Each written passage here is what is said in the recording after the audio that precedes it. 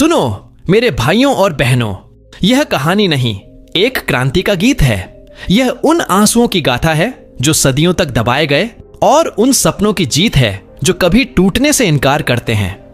यह एक सच्ची कहानी है हमारे दलित समाज की, जिसने अंधेरे को चीरकर सूरज की किरणें बटोरी, जिसने जंजीरों को तोड़ा और आजादी का आलम उठाया। तैयार हो जाइए, क्योंकि यह सच्ची कहानी आपके रोंगटे खड़े कर देगी, आपके सीने में गर्व की आग जला देगी और आपको बाबा साहेब के सपनों को जीने का जुनून देगी।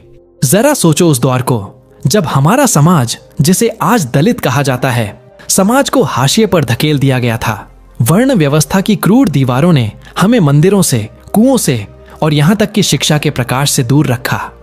हमारी छाया को अपवित्र माना जाता था।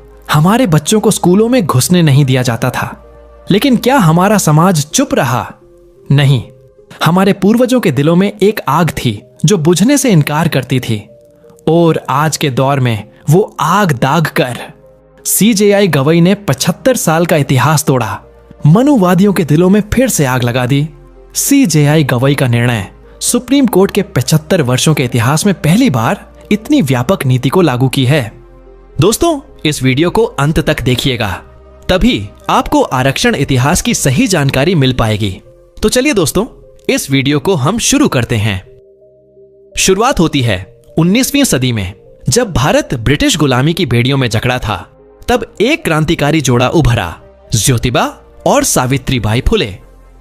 ज्योतिबा ने दलितों और शोषितों के लिए शिक्षा का द्वार खोला।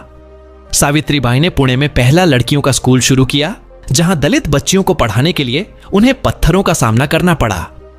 लेकिन सावित्रीबाई ने हार नहीं मानी। उन्होंने कहा, शिक्षा हमारा हथियार है और हम इसे हर हाल में हासिल करेंगे।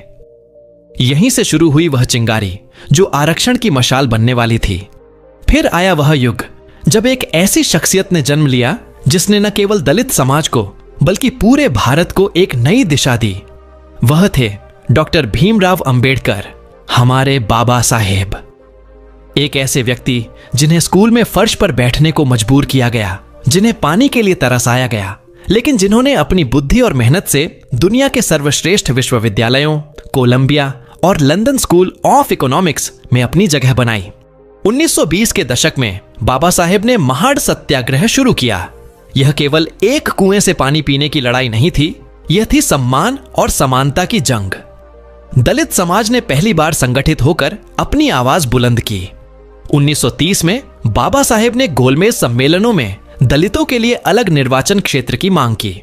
1932 में पूना पैक्ट के जरिए उन्होंने दलितों के लिए सरकारी नौकरियों और शिक्षा में आरक्षण की नींव रखी। यह वह क्षण था जब दलित समाज को पहली बार यह एहसास हुआ कि वे भी इस देश के बराबर के हिस्सेदार हैं। बाबा साहेब ने कहा था, मैं उस समाज के लिए लड़ रहा हूं जो सदियों से कुचला गया है। मैं चाहता हूं कि मेरे लोग सिर उठाकर जिएं। और यही वह सपना था जिसे उन्होंने संविधान में पिरोया। 15 अगस्त 1947 को भारत आजाद हुआ।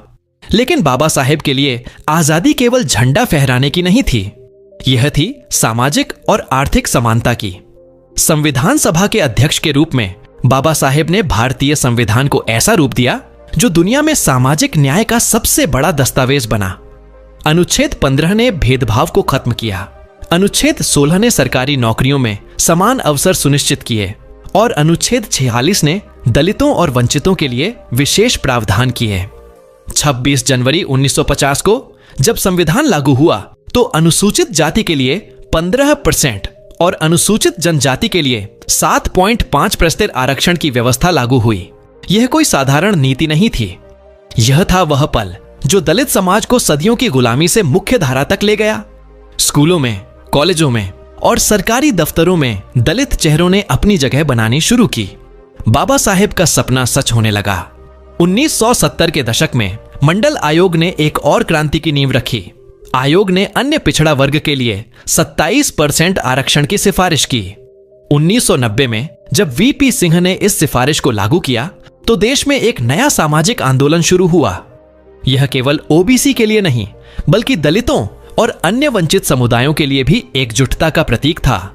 लेकिन यह राह आसान नहीं थी। मंडल आयोग के फैसले को सुप्रीम कोर्ट में चुनौती दी गई।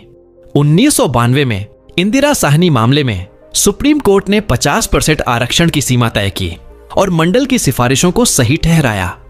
यह दलित समाज और अन्य वंचित समुदायों के लिए एक और जीत थी।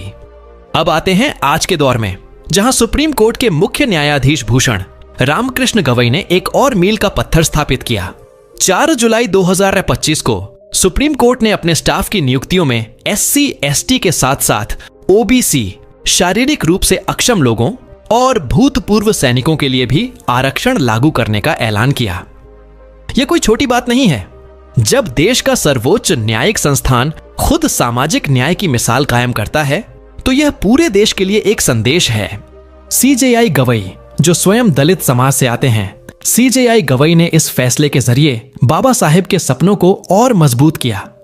यह फैसला केवल नीति का नहीं बल्कि गर्व का विषय है। यह दिखाता है कि दलित समाज अब केवल मांग करने वाला नहीं बल्कि नीतियां बनाने और लागू करने वाला भी है। सुप्रीम कोर्ट की यह पहल, जो 23 जून 2025 से लागू हो चुकी है, सरकारी नौकरियों में SC/ST, OBC के साथ साथ दिव्यांगों और भूतपूर्व सैनिकों को भी समान अवसर देगी। यह सामाजिक समावेश की दिशा में एक ऐतिहासिक कदम है। आज आरक्षण, शिक्षा की बदौलत दलित समाज ने हर क्षेत्र में अपनी पहचान बनाई है। हमारे लोग IAS, IPS, वैज्ञानिक, इंजीनियर, डॉक्टर, वकील और शिक्षक बन रहे हैं। सुप्रीम कोर्ट में हमारे जज हैं, संसद में हमारी आवाज गूंज रही है और विश्वविद्यालयों में हमारे बच्चे नई ऊंचाइयां छू रहे हैं। यह आरक्षण और शिक्षा की ताकत है जिसने हमें वह मंच दिया जहां हम अपने सपनों को सच कर सकते हैं। लेकिन यह गर्व केवल व्यक्तिगत उपलब्धियों का नहीं है, यह गर्व है उस एकजुटता का, उस संघर्ष का जिसने हमें यहां तक पहुंचाया। हर दलित जो आज कॉलेज में पढ़ रहा है, हर वह युवा जो सरकारी नौकरी में है, वह बाबा साहेब, ज्योतिबा फुले, सावित्रीबाई फुले और उन अनगिनत क्रांतिकारियों का कर्जदारी है जिन्होंने हमारे लिए यह रास्ता बनाया। लेकिन चुनौतियां अभी भी हैं। कुछ लोग आज भी आरक्षण को अनुचित लाभ कहते हैं, आरक्षण वालों को गाली देते हैं। वे भूल जाते हैं कि यह लाभ नहीं बल्कि सदियों के अन्याय का मुआवजा है। आरक्षण कोई दान नहीं बल्कि हमारा हक और अधिकार है जिसे हमने अपने खून पसीने से हासिल किया है। लेकिन हमें रुकना नहीं है, हमें शिक्षा, जागरूकता और एकता के साथ आगे बढ़ना है। हमें यह सुनिश्चित करना है कि हमारे बच्चे न केवल आरक्षण का लाभ लें बल्कि समाज में ऐसी जगह बनाएं जहां समानता हर किसी का हक हो। दोस्तों, मेरे दलित भाइयों और बहनों, यह है हमारी कहानी। यह कहानी उस समाज की है जिसने अंधेरे को चीरकर उजाला बनाया। यह कहानी उस बाबा साहेब की है जिन्होंने हमें सिखाया कि शिक्षित बनो, संगठित रहो, संघर्ष करो। यह कहानी उस CJI गवई की है जिन्होंने सुप्रीम कोर्ट में सामाजिक न्याय की मशाल जलाई। और यह कहानी हमारी है जो हर दिन नई ऊंचाइयों को छू रही है।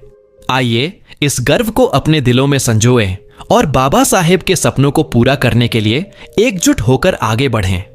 यह हमारा इतिहास है, यह हमारा गर्व है और यह हमारा भविष्य है। अगर यह कहानी आपके दिल को छू गई है तो इस संदेश को जन जन तक पहुंचाइए। चैनल को सब्सक्राइब करें, वीडियो को लाइक और शेयर करें। हम फिर मिलेंगे एक और प्रेरणादायक कहानी के साथ। जय भीम, जय संविधान, नमो बुद्धाय, जय भारत।